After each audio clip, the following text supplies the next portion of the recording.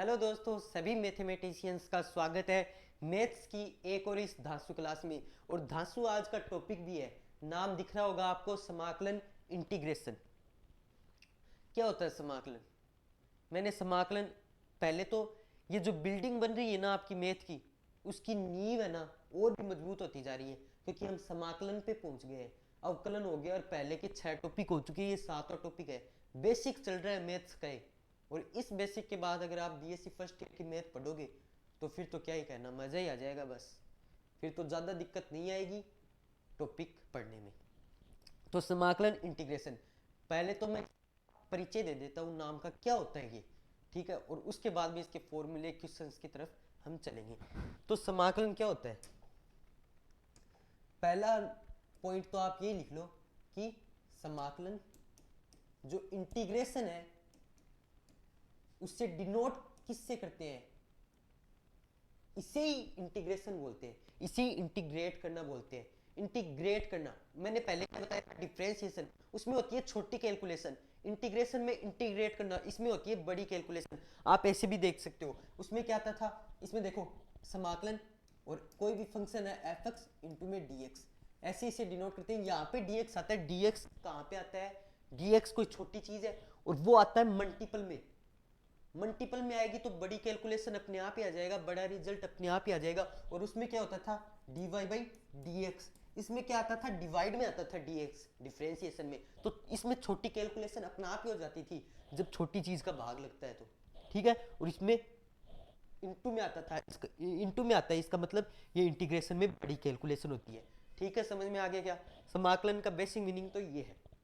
अब दूसरा पॉइंट आप क्या लिखोगे? समाकलन, इजी इजी पॉइंट लिखा रहा हूं जिससे आपको पूरे लॉजिक क्लियर हो जाए। अवकलन का ही उल्टा है, मतलब समाकलन उल्टा है अवकलन का। उल्टा है किसका?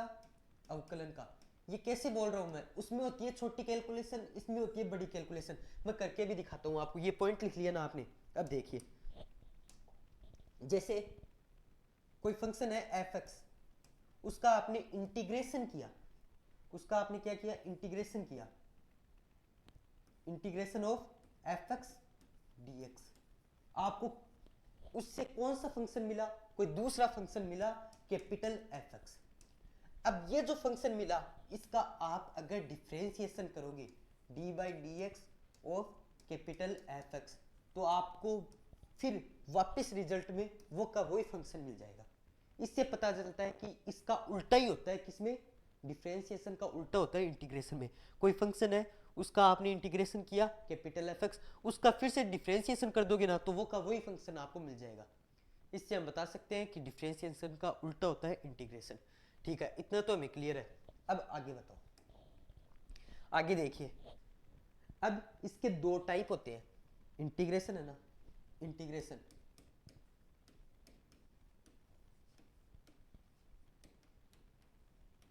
इसके दो टाइप होते हैं। कौन कौन से? पहला टाइप अनिश्चित, नाम से ही पता चल जाएगा, ज्यादा और कुछ देखने की जरूरत नहीं है, अनिश्चित समाकलन। और दूसरा क्या होता है? निश्चित। ये डिफाइन होता है, ये इनडिफाइन होता है, निश्चित समाकलन, ठीक है। ये इसके दो टाइप होते हैं, अनिश्चित और निश्चित। अनिश्चित क्या होता है? जिसमें क्या होता है, ऐसे और कोई फंक्शन है एफ एक्स डी एक्स, और हमें क्या मिल जाएगा फिर? F x. ये सही है क्या? ये गलत है।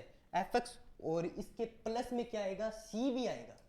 इसका पूरा लॉजिक बताऊंगा आपको, बस देखते रहो आप तो। प्लस में सी, और इसमें क्या होगा, ए से बी लिमिट होगी, ठीक है। और एफ एक्स होगा कोई function, d x is equal to जो कैपिटल एफ एक्स आएगा, कैपिटल एफ एक्स जो आएगा ना, उसके लग जाएगी ए से बी लिमिट, फिर f b minus f a होगा, ठीक है, ये होगा। और इसमें प्लस में सी नहीं आएगा। समझ में आ रहा है ना? पहले फिर फंक्शन में ऊपर वाली लिमिट रखेंगे और माइनस करके नीचे वाली लिमिट रखेंगे। तो इसे अनिश्चित क्यों कहा गया, इसे निश्चित क्यों कहा गया? इसमें प्लस में सी क्यों आता है, इसमें प्लस में सी क्यों नहीं आता? इस चीज का जवाब देता हूं। ये अनिश्चित क्यों है? क्योंकि ये पता नहीं है कहां से कहां हम इसको जोड़ रहे हैं। इंटीग्रेट तो कर रहे हैं हम इसको, पर कहाँ से कहाँ कर रहे हैं इसलिए हमें पता नहीं है। कोई फंक्शन तो आ गया, पर प्लस में सी जरूर आएगा, क्योंकि हमें पूर्ण इसकी एग्जैक्ट जो वैल्यू है ना वो पता नहीं है। और ए से बी जब हम लिमिट लगाते हैं ना, तो एफ बी माइनस एफ आता है, तो इसकी एक एग्जैक्ट वैल्यू आती है, तो प्लस में सी लगाने की जरूरत ही नहीं, क्योंकि इसकी एग्जैक्ट वैल्यू मिल जाती है। निश्चित है ये, निश्चित मतलब निश्चित कोई वैल्यू मिल जाती है इसकी, परफेक्ट कोई वैल्यू मिल जाती है। इसमें परफेक्ट वैल्यू नहीं मिलती, इसलिए प्लस में सी का शून्य किया जाता है, प्लस में सी जोड़ के। समझ में आ गया अनिश्चित और निश्चित समाकलन का कॉन्सेप्ट आपको, ठीक है। अनिश्चित को मतलब ऐसे प्लस में सी क्यों लिखा जाता है, निश्चित में प्लस में सी क्यों नहीं आता, क्योंकि इसमें तो लिमिट आ जाती है। जैसे 2 से 4 आ जाए लिमिट, तो कोई भी फंक्शन आया एक्स स्क्वायर प्लस 2x, उसमें पहले तो ऊपर वाली लिमिट 4, फिर माइनस करके नीचे वाली लिमिट 2 रख दी, तो जो भी वैल्यू आई वो एक निश्चित परफेक्ट डिफाइन वैल्यू होगी, इसलिए इसे कहते हैं निश्चित समाकलन। और इसमें कोई निश्चित फंक्शन आता है, फंक्शन आता है निश्चित, निश्चित वैल्यू नहीं आती, ठीक है। तो प्लस में सी लगाना जरूरी होता है। समझ में आया कि नहीं? समझ में आया तो लाइक और सब्सक्राइब जरूर करें, ठीक है। वैसे बोलने की जरूरत नहीं है आपको। ये होता है इसका कॉन्सेप्ट, ठीक है। पहले हमने क्या बताया कि ये समाकलन क्या होता है। समाकलन मतलब ऐड करना, इसका शाब्दिक अर्थ आप ब्रैकेट में लिख सकते हो, ऐड करना, वही होता है समाकलन, ठीक है। एक ये होता है, इसका भी मतलब वही होता है, ये भी किसी और वीडियो में बताऊंगा, पर ये अलग तरह का ऐड करता है, और ये जो इंटीग्रेशन वाला है ये अलग ऐड करता है। ये मतलब पॉइंटों में भी ऐड कर देता है, वो सिर्फ नंबर्स मतलब 1 2 3 ऐसे ही ऐड करता है। उसके बारे में भी मैं कोई और वीडियो लेके आऊंगा, वो सिलेबस में नहीं है इसलिए मैं नहीं बता रहा। बस इंटीग्रेशन, इंटीग्रेशन ही अपने आप में बड़ी चीज़ है, ठीक है। समाकलन उल्टा है अवकलज, ये बता दिया। इससे मैंने ये चीज़ कंफर्म भी करके दिखा दी। कोई भी फंक्शन ले लो आप एग्जांपल के रूप में, कोई किताब में दे रखा है एक्स स्क्वायर प्लस 2x, पहले तो उसका इंटीग्रेशन करो। इंटीग्रेशन करना मैं अभी बता दूंगा, ट्रिक से भी बताऊंगा, ठीक है। पहले तो उसका इंटीग्रेशन करो, जो फंक्शन है उसका डिफरेंशिएशन करो, function x square plus 2x आपको मिल जाएगा, ठीक है। ये मेरा वादा आपको, ये बता दिया। अब चलते हैं किसकी तरफ, फॉर्मूले की तरफ। फॉर्मूले कौन कौन से होते हैं, उनसे ही तो हम किसी भी फंक्शन का इंटीग्रेशन करेंगे, ठीक है। तो चलते हैं भाई, देर किस बात की। पहला है इंटीग्रेशन ऑफ dx, ठीक है। ये क्या कर दिया, इसका हो जाएगा x प्लस सी, ठीक है। जहां पे एक आ गया मतलब किसी का भी इंटीग्रेशन नहीं, वहां पे क्या हो जाएगा x dx हो जाएगा। यहाँ पे एक मान सकते हो, कुछ नहीं है मतलब यहाँ पे इंटू में एक है, तो उसका क्या हो जाएगा x हो जाएगा इंटीग्रेशन, और प्लस में c तो आता ही है। एक का इंटीग्रेशन x, यहाँ पे 2 हो जाता तो क्या होता 2x हो जाता यहाँ पे। और उसमें क्या होता था, उसमें आप किसी भी अचर का डिफरेंशिएशन करते थे, अचर मतलब कांस्टेंट का डिफरेंशिएशन करते थे तो वो 0 आता था। और इसमें आप इंटीग्रेशन करते हो ना किसी भी अचर का, किसी भी कांस्टेंट का आप डिफरेंशिएशन इंटीग्रेशन करते हो, तो उसके x लग जाता है, जुड़ जाता है, क्योंकि इसमें dx इंटू में, उसमें dx डिवाइड में था। समझ में आ रहा है ना सारा कॉन्सेप्ट। तो बस दूसरा देखो आप, कोई यह फंक्शन x dx, तो इसका क्या होगा x स्क्वायर बाई 2 प्लस सी, ठीक है। इसकी एक घात जुड़ जाएगी और नीचे 2 आ जाएगा। ये तो एग्जांपल है, इसका मेन फॉर्मूला क्या है, x की पावर n dx, ठीक है, इज इक्वल टू x की power n plus 1 upon n plus 1 plus C. अब इसकी बेस्ट ट्रिक बताऊंगा मैं आपको। कोई एग्जांपल आ गया, जैसे मान लो आपका एग्जांपल आ गया x की पावर 5/2, तो आप इसे करने बैठोगे तो इसमें +1 करोगे, फिर एलसीएम लेके इसको जोड़ोगे, अपॉन में 5/2 प्लस 1 करोगे, उसको जोड़ोगे, तो इसमें बहुत टाइम लग जाएगा, ठीक है। आपको भी पता है बहुत टाइम लगेगा उसमें, x की पावर 5/2 प्लस 1, किसी को भी तो पता भी होगा मैं आगे क्या बताने वाला हूँ, अपॉन में 5/2 प्लस 1, आप इसका एलसीएम लेके जोड़ोगे, इसका एलसीएम लेके जोड़ोगे, फिर ऊपर ले जाओगे। इससे अच्छी ट्रिक क्या है, आप इन दोनों को, ये तो सिंपल ही है, x की पावर 3 का x की पावर इसमें एक ऐड कर दो, अपॉन में इसका एक ऐड कर दो 4, ये तो सिंपल ही होता है। पर आपको अगर डिवाइड में कोई चीज दे दे 5/2 6/7 ऐसे कुछ दे दे, तो उसका कैसे करोगे, तो पहले तो इन दोनों को जोड़ दो, पावर में है उनको जोड़ दो पहले तो, ठीक है, जोड़ दिया। उसके डिवाइड में जो है वो लगा दो, ठीक है। अपॉन में वो का वो नीचे लिख दो, वो का वो नीचे लिखोगे तो 7/2 आएगा और बाई 2 को हम ऊपर भेज देंगे, ठीक है। समझ में आ रहा है ना? आपको एलसीएम वेलसीएम लेने की कोई जरूरत नहीं है। ये तो पहला एग्जांपल। दूसरा एग्जांपल और बता देता हूँ। x की पावर 9/7 ये दे रखा 8 सा, इसमें प्लस से कैसे करोगे? और भी बड़े बड़े एग्जांपल आ जाओ।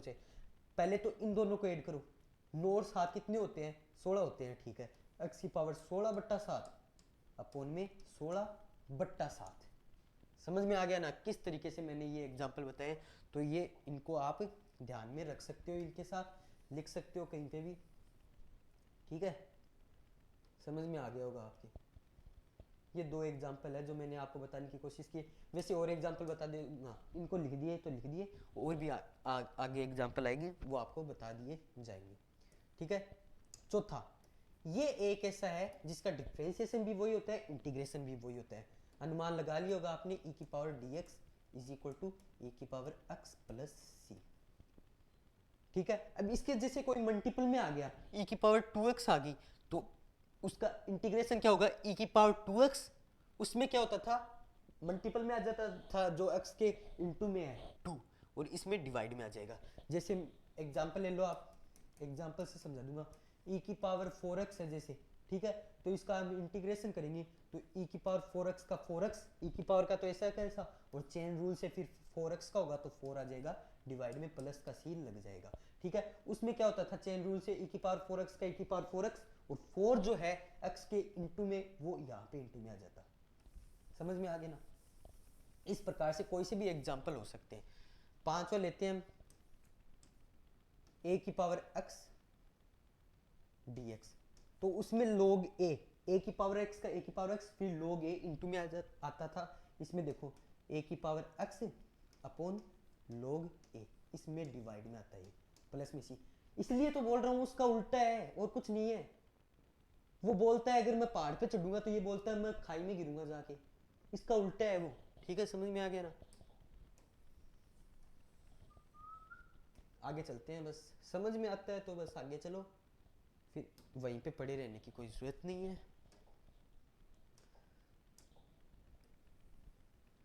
चलते हैं छठे नंबर फॉर्मूले पे।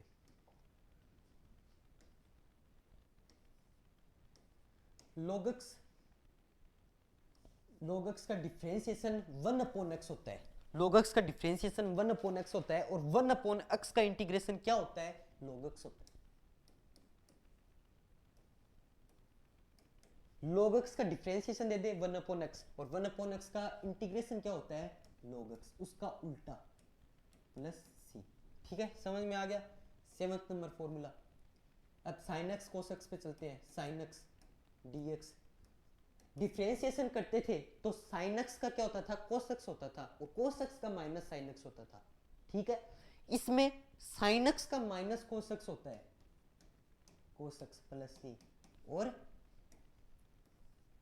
cos x का क्या होता है? प्लस का sin x। आप ऐसे ट्रिक से याद रख सकते हो कि डिफरेंशिएशन पहले पढ़ा था हमने, इसलिए इसमें पहला sin x का प्लस में होगा cos x, और इंटीग्रेशन बाद में पढ़ा था, इसलिए इसमें sin x का माइनस cos x होगा।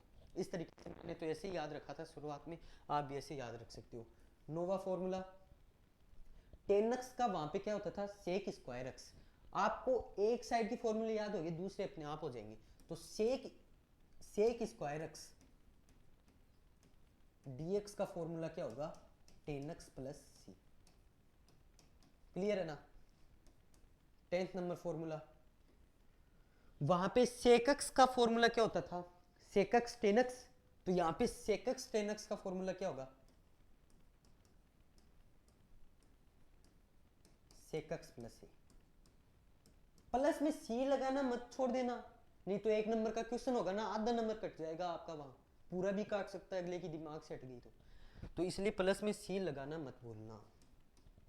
11 कोसेक स्क्वायर x। अब को वाला वहां पे माइनस आ रहा था तो यहाँ पे माइनस आएगा, ठीक है।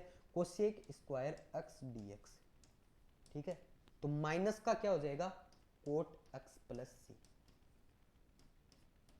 ठीक है, को वाला सेम और सेक एक्स टेन एक्स वाला। ये ट्रिक तो मैंने आपको पहले वाले में बता दी थी, आप ध्यान में रख सकते हो कि सेक एक्स टेन एक्स साथ में आएंगे, कोसेक एक्स कोट एक्स साथ में आएंगे। ठीक है, अगला फॉर्मूला यहीं पे लिखने की सोच रहा था पर आगे लिख देते हैं, इससे मिलता जुलता ही है, तो आप इसके नीचे लिख देना। ठीक है, यहाँ पे लिख देते हैं। कौन सा फॉर्मूला था लास्ट? 11। अब 12 number formula, integration of cosec x cot x dx is equal to क्या हो जाएगा? माइनस का कोसेक एक्स, न कि प्लस का कोसेक एक्स। समझ में आ रहा है ना बेडो लोगों? समझ में आ रहा है तो अब 13 नंबर फॉर्मूला, और कौन कौन से फॉर्मूले दे रखे हैं इसमें इंटीग्रेशन में? ठीक है, इतने तो हो गए, और कोई सा छोड़ा है क्या हमने? कोई सा ही नहीं छोड़ा हमने। ठीक है, अब देखते हैं। ठीक है, ये वाले देखते हैं। 1/√1 minus x square into D x, इसका फॉर्मूला क्या होगा? Sine inverse. इनवर्स वाले फॉर्मूले आगे, ट्रिग्नोमेट्री आपने पढ़ी होगी। ट्रिग्नोमेट्री तो हमारी पुरानी दोस्त है, उससे हम पीछा नहीं छुड़ा सकते, वो तो हमने पढ़ी है। इसका साइन इनवर्स एक्स होता है। और 14 नंबर फॉर्मूला 1/, ये अगर माइनस में हो जाए तो इसी के मैं माइनस लगा दूं तो क्या हो जाएगा? कोस इनवर्स एक्स हो जाएगा। तो इसको मैं ऐसे भी लिख सकता हूं कि माइनस का कोस इनवर्स एक्स प्लस, और एक पाप मैंने कर दिया है प्लस में सी भी इसके लगाना है। ठीक है, लगा दिया। अब 1/1 प्लस एक्स स्क्वायर, इसका फॉर्मूला क्या होता था?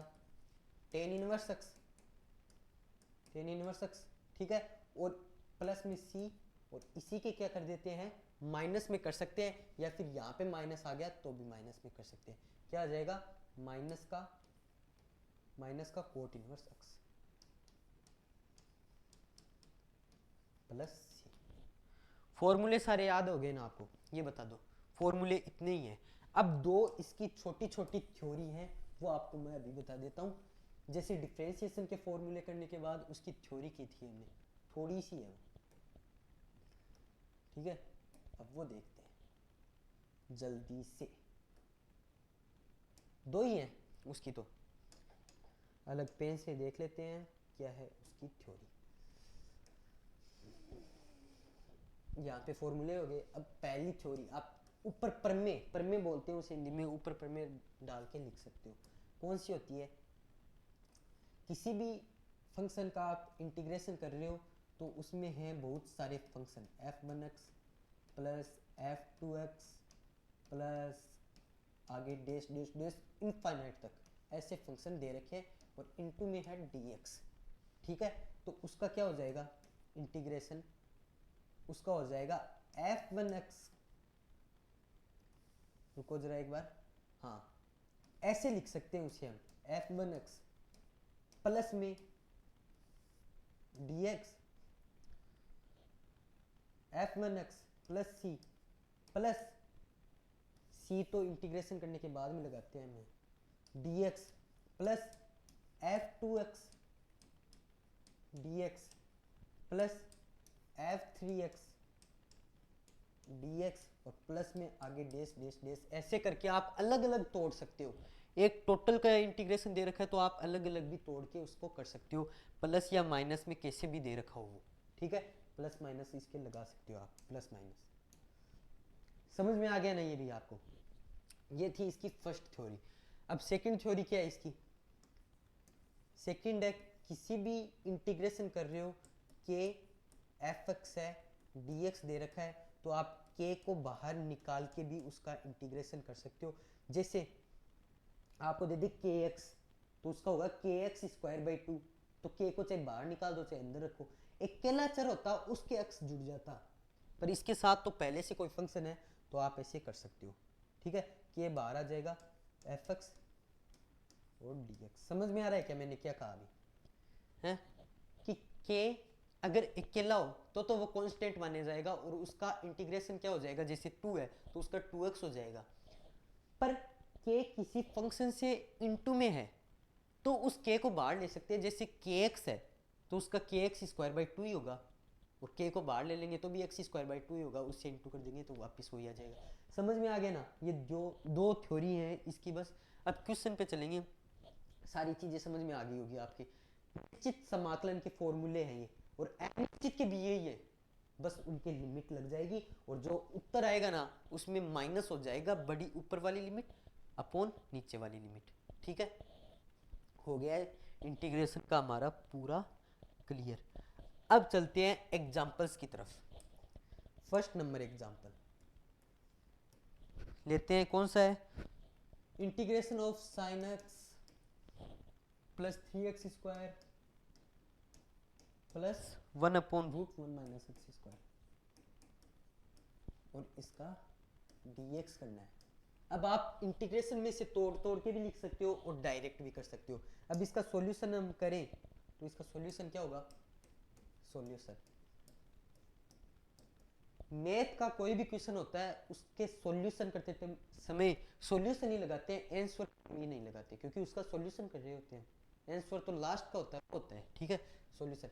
अब इसका करेंगे तो ये हो जाएगा माइनस का cos x plus 3 x square में एक जोड़ा तो एक्स क्यूब अपॉन इसकी पावर में एक और जोड़ा तो 3 प्लस ये किसका फॉर्मूला होता है? साइन इनवर्स एक्स का होता है, और प्लस में सी लगाना तो मत भूलना, क्योंकि ये लिमिट में नहीं दे रखा, और लिमिट में देता तो माइनस में इसका करते ऊपर वाली लिमिट माइनस लोअर लिमिट। ठीक है, अब करते हैं सेकंड नंबर क्वेश्चन।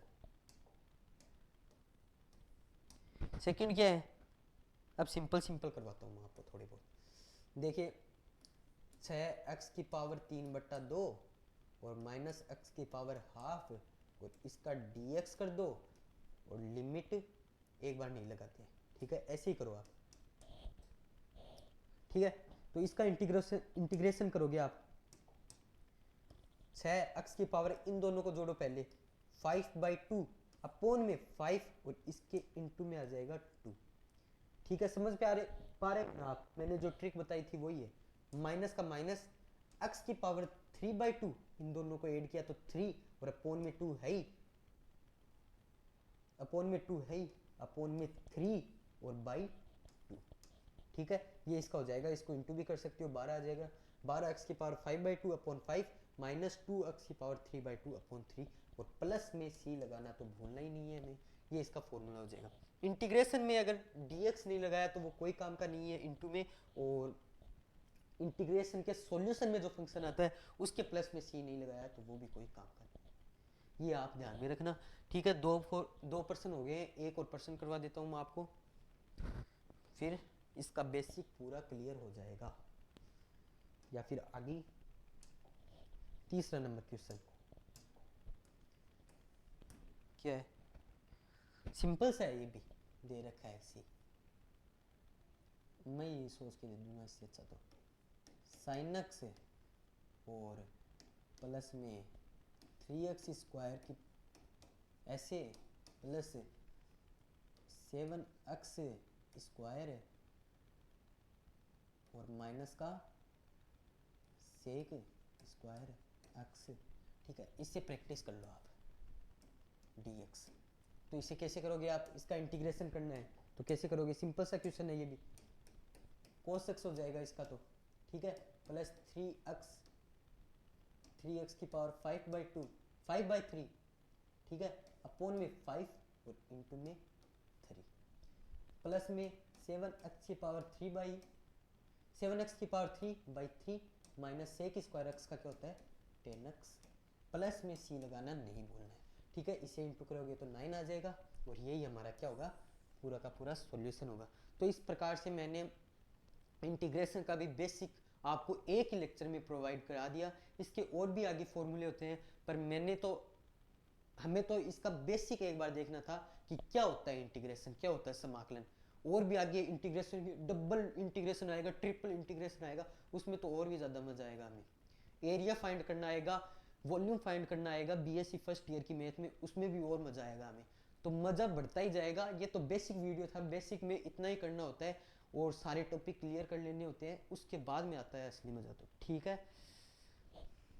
देख लीजिए मैंने आपको क्या क्या पढ़ाया, और आप स्क्रीनशॉट लेना चाहें तो ले सकते हैं।